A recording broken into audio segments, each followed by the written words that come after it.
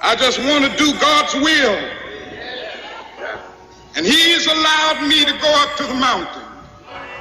Who taught you to hate the race that you belong to? So much so that you don't want to be around each other. The nature of God has not changed in all the centuries. We have to insist that all parties recognize a common humanity and that nations end proxy wars that fuel disorder. What's going on? Feeling good, feeling great.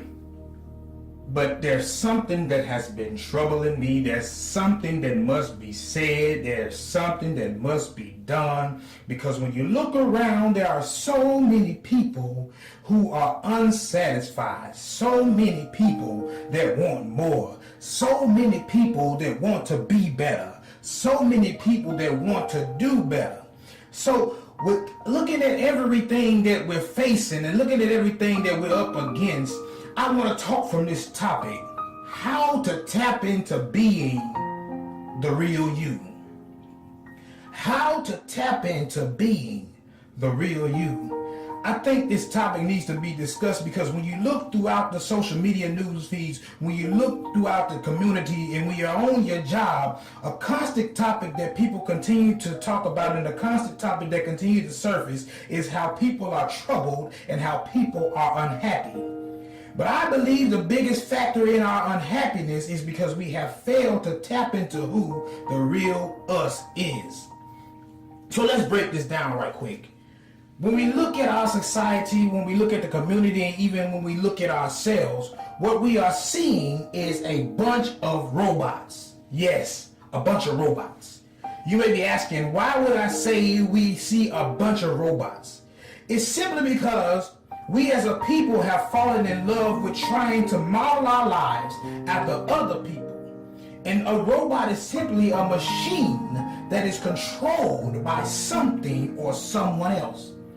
So the honest truth is that many of us are being controlled by other people and we're doing things based off other people. We're so controlled by people and other things that we have even failed to realize to do that which God desires for us to do. So the first question that needs to be asked is, who are you? Who are you? Ask yourself the question, who am I? Don't bother telling me your name because your name is not who you are. Your name only shows on your birth certificate, but that is not who you are.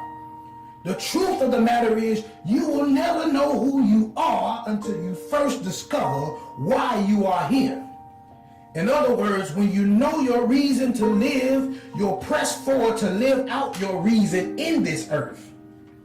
But as long as you settle for being a robot, you will never overachieve in life. You will always just settle for getting by.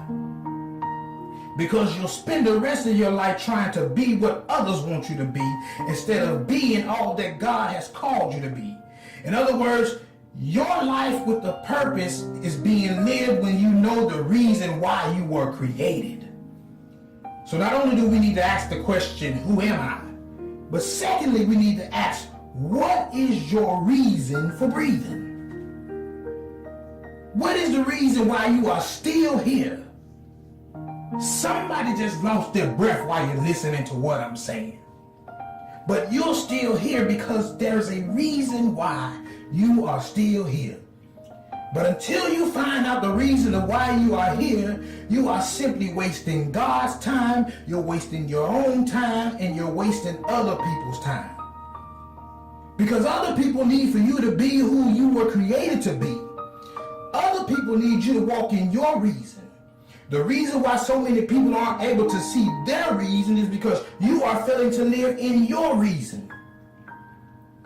When others see you walking in your reason, you can guide them in discovering their reason. In other words, the very reason why so many people feel they are living for no reason is because too many people are failing to walk in their reason. So first thing I saw was, who am I?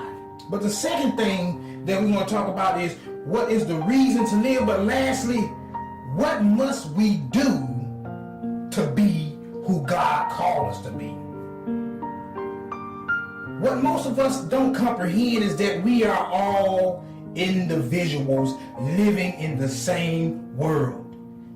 In other words, there's something unique about you that is different from every person in the world.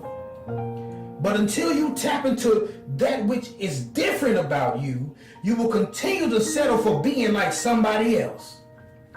But what you don't realize is that your success is based upon your ability to discover that which is different about you. But here you are stagnated because you haven't realized that in which God has made you different. God placed something special on the inside of you that is an asset to your community, an asset to this world, an asset on your job. But your job is not as good as it can be. Your community is not as good as it can be. And the world is not as good as it can be because you haven't tapped into that gift that God placed in you. So in conclusion, when you discover your reason to live, then you'll finally stop struggling to survive. I need to say that again because somebody needs to catch that. When you discover your reason to live, you'll stop struggling to survive. And I believe I should repeat it because so many people are struggling and they're not happy in life because you haven't found your reason to live. You're trying to be like others and obtain that which God never called you to obtain. And it is becoming a struggle and it is a burden. As a result, we have hatred and bitterness towards those who are living in their purpose. It's because you only see the glamour shots. You only see the good parts of their lives. You don't see the blood, the sweat, and the tears, all the sacrifices they had to make to get to where they are. You must be willing to go through your own struggle. You must be willing to go through your own pain. You must be able to go through all the things that God needs you to go through if you want to reap that in which comes from that blessing. God always rewards those who are willing to toil. That means you gotta labor for this. A mother doesn't see the baby that is born unless she's willing to go through the labor pains. You will not see your blessing unless you are willing to go through the hurt, through the pain, through the being individual, separating yourself from those who are stagnating you, turning your back against those who are against you. You will not reap your reward until you're willing to give some stuff up. God wants what He has placed in the inside of you to be birthed.